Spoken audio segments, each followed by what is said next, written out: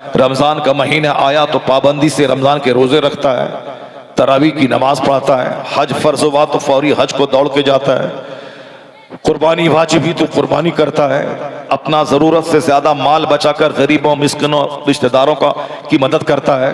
तो इसकी एक्टिविटीज बताती है कि जो दूसरा बंदा 1 लाख में 2500 ज़कात है उसको निकालना उसके लिए भारी मालूम हो रहा, 1 करोड़ में 2.5 लाख ज़कात है मगर उसको 2.5 लाख निकालना बहुत मुश्किल समझ में आ रहा है। तो मगर ये बंदा 1 लाख में 2500 भी निकाल दिया और अलग से 2500 निकाल करके रमजान के रोजेदारों को इफ्तार के लिए दे दिया।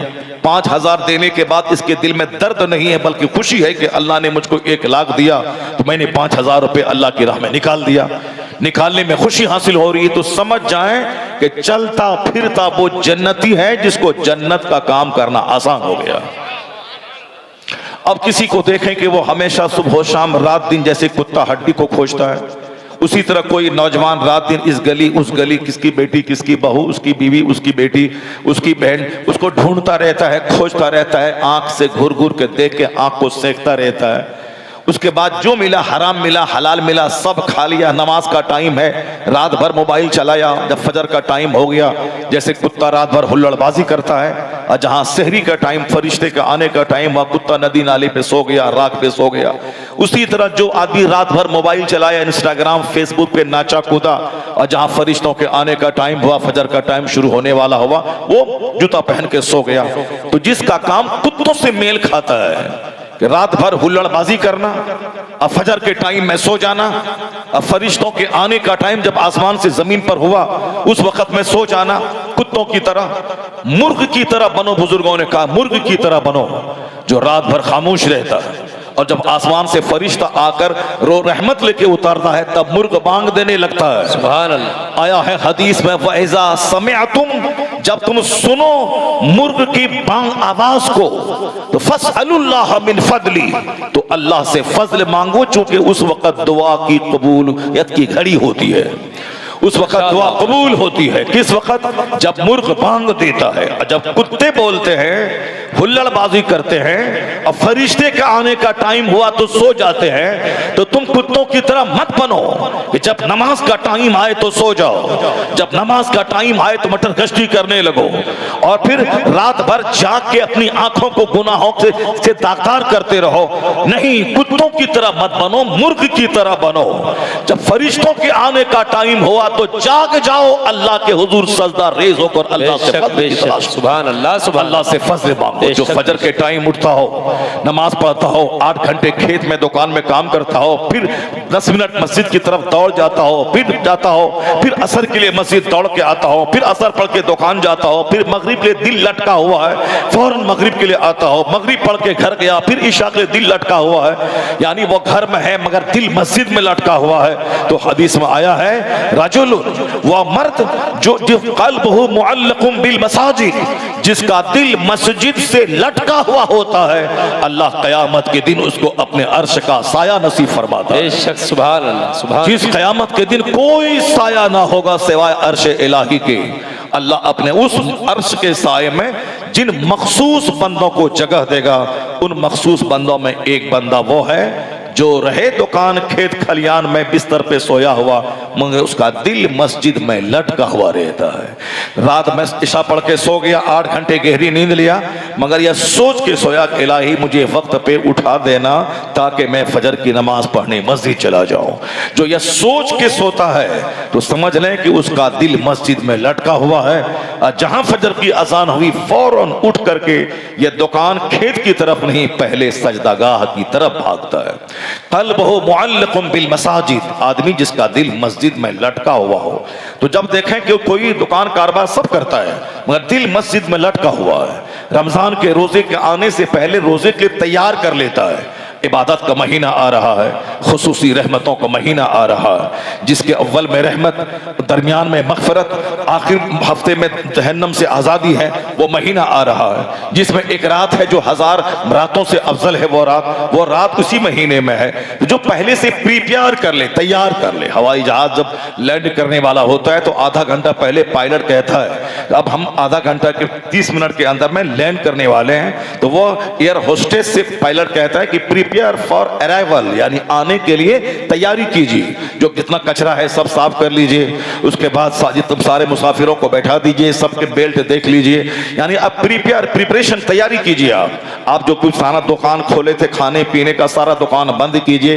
प्रिपेयर फॉर अराइवल, यानी आने के लिए तैयारी कीजिए। आप तो अब जैसे रमजान आने वाला है, रमजान से पहले औरतों ने तैयारी कर ली कि इफ्तार में क्या खिलाना है, सहरी में क्या खाना है, उसकी तैयारी कर ली। अब तिलावत मुझको कितने टाइम करनी है, तरावी कितने टाइम पढ़नी है, सहरी कितने टाइम खाना है, उसके लिए अभी से शाबान में 2-4 रोजा रख के ताकि आदत लग जाए कि हम सहरी खाएं, दिन में भूल से भी कोई सामान ना खाएं, ताकि रोजे का, रमजान का सारा रोजा तमाम मकरूहात से बच जाए, भूल के भी टच ना कर लें। शाबान में 2-4 रोजा रख लें।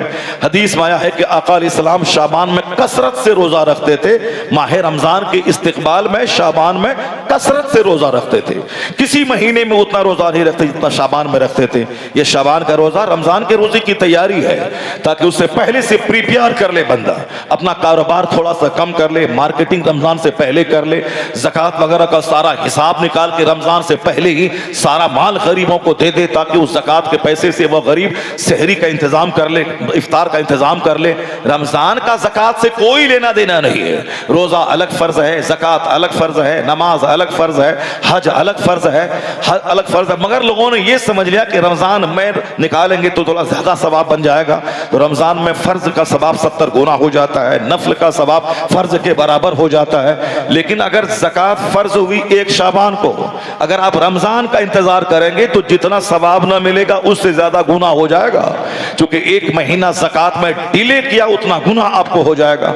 इसलिए रमजान का वेट मत कीजिए। पहले रमजान से पहले बुजुर्गान दिन का तरीका रहा है कि माह शाबान में तमाम माल का हिसाब लगा के ज़कात निकाल दें, ताकि एक गरीब को 5000, एक गरीब को 10,000, एक गरीब को 20,000, ताकि वह कपड़े भी खरीद लें, रमजान का सामान भी खरीद लें। तो रमजान में जो लास्ट में ज़कात निकालेंगे सारा रमजान खत्म हो जाएगा, गरीब बेचारा इफ्तार के तड़पेगा और आप ज़कात निकाल रहे हैं। शाबान के महीने में सारी प्रिपरेशन कर लें, ताकि रमजान में बाजार जाने की नौबत ना पड़े, रमजान में रिश्तेदार के जाने की नौबत ना पड़े, रमजान में ज्यादा टाइम खेत और दुकान में बिताने की जरूरत ना पड़े। जो रमजान से पहले अलर्ट हो जाता है, जो ज़कात फर्ज होने के बाद फौरी ज़कात देता है, जो अच्छे माल की कुर्बानी करता है, जो गरीबों मिस्किनों की मदद अपनी बेसात के मुताबिक करता है, चाहे एक खजूर दे के हो, चाहे 100 रुपया दे के हो, जहां मिले वो नेकी के काम में दिलचस्पी दिखाता है। तो हदीस में आया है कि देखो जब किसी को जो जन्नत का मुश्ताक है इस तरह की एक्टिविटीज कर रहा है तो समझ जाओ कि वो चलता फिरता जन्नती है। वो जो सिर्फ दूसरों की बहू बेटी को ताकता है, शराब को देखता है, ताड़ी को देखता है, झूठ की महफिल में बैठता है, गीबत करता है, चलो अल्लाह माफ कर देगा। वह सिर्फ एक बार बरेली जाके लोहबान अगरबत्ती सुलगा के आला हजरत के मजार पे फातिहा पढ़ लेता है। क्योंकि 5 टाइम नमाज पढ़ना मुश्किल है, साल में एक बार उर्स में जाना, मेला देखना, वहां किताब खरीद लेना, वहां साहब मिठाई खरीद लेना, लोहबान खरीद लेना, फातिहा आधा घंटा पढ़ लेना बहुत आसान है। रोजाना 20 मिनट फजर में, 15 मिनट जोहर में, 10-20 मिनट असर में, मगरिब में 15 मिनट, इशा में आधा घंटा डेली मरते तन तक देना ये तो मुश्किल काम है। अब फातिहा पढ़ना आसान काम है। इसीलिए अजमेर बंदा जाता है, अजमेर जाता है, बरेली जाता है, आलत के मजार पे जाता है। क्यों जाता है? चूंकि चलो मजार पे गए, आधा घंटा रहना है, 1 करोड़ की प्लॉट सामने बिक रही है, गरीब नवाज से मांगेंगे, आला हजरत के पास जाके दुआ करेंगे, अल्लाह दुआ कबूल कर लेगा। दुआ करेंगे, बताशा लेके जाएंगे, 10 रुपए का शकर पाला लेके जाएंगे, 10 करोड़ रुपए की जमीन बिक रही है, उसकी मिन्नत मांग करके वहां से आ जाएंगे। यानी सबसे ज्यादा ज्यादा कमजोर उसी मजार को समझते हैं कि 10 रुपए का बताशा लेके जाएं, 10 करोड़ की मुराद मांग के वहां से आ जाएं। अगरबत्ती सुलगा दें, वहां पर 10 करोड़ के मकान की मुरादें मांग के वहां से आ जाए। फजर में कौन जाए, जोहर में कौन जाए, मगरिब में कौन जाए। वो तो गौसे आजम थे जो 40 साल तक इशा की वजू से फजर पढ़े, मगर हमको तो सिर्फ एक बार फातिहा पढ़ देना है, जन्नत पक्की है। एक बार उर्स में अजमेर चला जाना है, जन्नत पक्की है। 25 सफर को बरेली चला जाना है, जन्नत पक्की है। वो गौसे आजम थे, रोजाना इशा की वजू से फजर पढ़ते थे, कंटिन्यू 40 बरस तक, और रात भर अपनी पीठ को जमीन से नहीं लगाते थे, पूरी रात इबादत करते थे। जब नींद आती तो एक पांव पे खड़े हो जाते ताकि बदन गिरने वाला ना हो, बदन को ज्यादा रिलैक्स ना मिले कि नींद आ जाए। एक पांव पे खड़े होते थे और एक पांव पे खड़े होकर पूरा कुरान पाक खत्म कर लेते थे। सरकारी गौसे आजम 25 साल तक दरियाओं, सहराओं, जंगलों में आलिम, हाफिज, कारी, मुफ्ती बनने के बाद जंगल में गए, वहां दरख्त के पत्तों को खा लिया और अल्लाह की इबादत करते रहे। और यहाँ हमको तो बस मजार पे गए, फातिहा पढ़ा, जन्नत पक्की। तुम शक्करपारा फातिहा पढ़ा, जन्नत पक्की। तुम साहब वो लंगर गौसिया बांट दिया, जन्नत पक्की। चादर चढ़ा दिया, जन्नत पक्की। अजमेर चले गए, जन्नत पक्की। अगर इतनी ही सस्ती जन्नत है, ये 40 बरस तक इशा के वजू से फजर पढ़ने की क्या जरूरत थी? जन्नत इतनी ही सस्ती है तो 25 साल तक दरख्त के पत्तों को खाकर इबादत करने की क्या जरूरत थी? जन्नत इतनी ही सस्ती है तो इमाम हुसैन को अपना जवान बेटा अली अकबर, जवान दूध पिता असगर, सारा कुंबा को कटा के इस्लाम बचाने की क्या जरूरत थी? जब जन्नत इतनी सस्ती है तो फिर वहां गर्दनें कटाने की क्या हाजत थी? तो जन्नत इतनी सस्ती नहीं जितना हम लोगों ने समझ लिया है। ये शहादत गहे उल्फत में कदम रखना है। लोग आसान समझते हैं मुसलमान होना। मुसलमान होने का मतलब अब अपनी नहीं चलेगी, ख्वाहिशात की नहीं चलेगी, नफ्स की नहीं चलेगी। Surrender to the will of Allah, Allah की मर्जी के सामने सरेंडर कर जाना कि ला इलाहा इल्लल्लाह, कोई माबूद नहीं सिवाय अल्लाह के।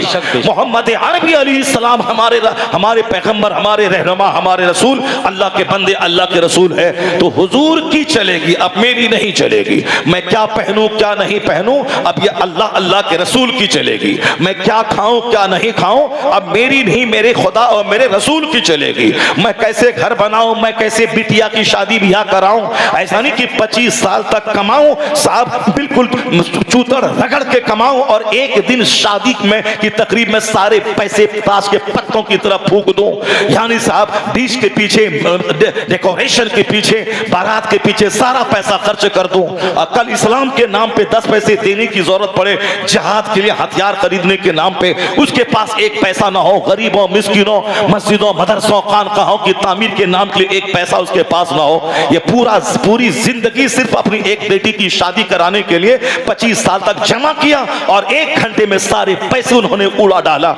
लॉन के नाम पे साहब, 5 स्टार होटल के नाम पे, 1000 आदमी को खिलाने के नाम पे, जैसे कि जिंदगी का मकसद एक बेटी पैदा करना और उस बेटी की शादी करा देना और उस शादी में पानी की तरफ पैसे बहा देना, यही मकसद हयात है।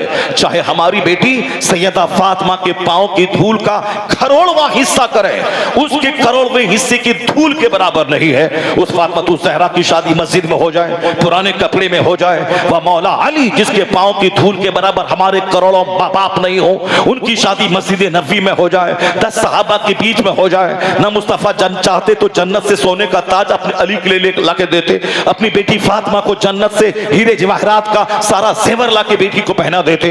ना अपने जन्नत से खाना खिला, 1 लाख सहाबा का खाना ले आते, ना जन्नत से एक सहाबी का खाना मंगवाया, ना अपनी बेटी फातिमा का जेवर मंगवाया, ना अपने दामाद अली का ताज मंगवाया, बल्कि सिंपल ढंग से एक मामूली तौर पर मस्जिद में बैठकर अपनी बेटी की शादी फातिमा ज़हरा की शादी मौला अली से कर दिया। क्यों?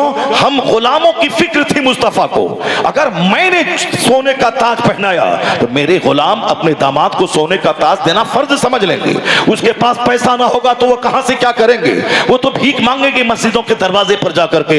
इसलिए हमें जलील होने से बचाने के लिए कि ना शादी में कपड़ा जरूरी है, ना 50 आदमी को खाना खिलाना जरूरी है, ना उसमें और दूसरे लवाजमात जरूरी है, इसलिए हुजूर ने मस्जिद में अपनी इख्तियारात के बावजूद, तमाम सलाहियतों और इख्तियारात के बावजूद हुजूर ने सिंपल ढंग से शादी करी ताकि कयामत तक मेरा गुलाम पेचीदगी में ना पड़े।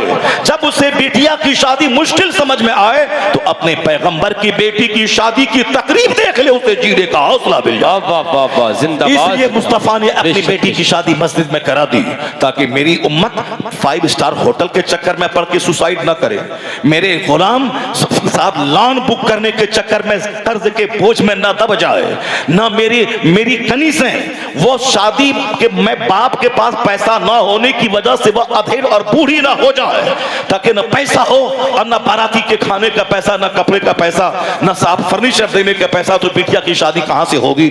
मेरे लोग जहर खा के मर जाएंगे। हुजूर ने अपनी बेटी की शादी इंतहाई सिंपल करा के कयामत तक के लिए मॉडल कायम कर दिया कि तू अगर ज़िना को मुश्किल बनाना है, शादी को आसान बनाना है, बेटी को बोझ नहीं समझना है, शादी को मुश्किल नहीं बनाना है, तो काफिर की पैरवी मत कर, अपने मुस्तफा की पैरवी कर, शादी आसान हो जाएगी, ज़िना मुश्किल। वाह वाह वाह वाह, जिंदाबाद जिंदाबाद, अल्लाहु अकबर, या रसूल अल्लाह, या गौस।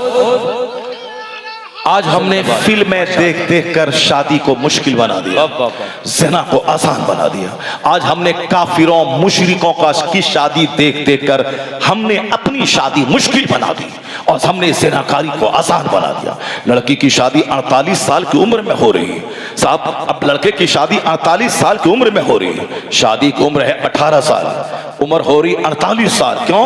लड़का मन पसंद नहीं मिल रहा है, नौकरी वाला, तिजारत वाला, माल वाला, यस गल्फ कंट्रीज में नौकरी करने वाला, इसीलिए बिटिया की शादी नहीं कराऊंगा, मोहताज नहीं रहेगी मेरी बेटी। लगता है कि बेटी को इसलिए पैदा किया है, यही बेटी का खुदा है, यही बेटी को रोजी देने वाला है, यही बेटी की जिंदगी लिखने वाला है। मैं कहता हूं, ए हिजड़ा, तेरी बेटी कल मरेगी 2 दिन के बाद, क्या तुमको मालूम है इसकी जिंदगी कितनी है? सबसे पहले अगर बाल बच्चों को अगर नौकरी चाकरी, माल दौलत, सोना चांदी सब देना है, तो पहले बच्चे को उम्र दे दे तू कि तुझको 50 साल जिंदा रहना मैं लिख के देता हूं। जब तू उम्र नहीं दे सकता, 50 सेकंड के बाद तेरा जवान बेटा मरेगा, उसकी लाश टकरा के चूर चूर होके तेरे घर पे आएगी, तो फिर हिजड़ा बन के तू उन बच्चों की रोजी की फिक्र क्यों करता है? क्यों उन बच्चों की शादी में ताखीर करता है? क्यों उन बच्चों को ज़िना करने के लिए मजबूर करता है? इसलिए तो कहा है कुरान में कि तू शादी कर, अगर तू गरीब है तो अल्लाह तुझे गनी कर देगा, मालदार कर देगा।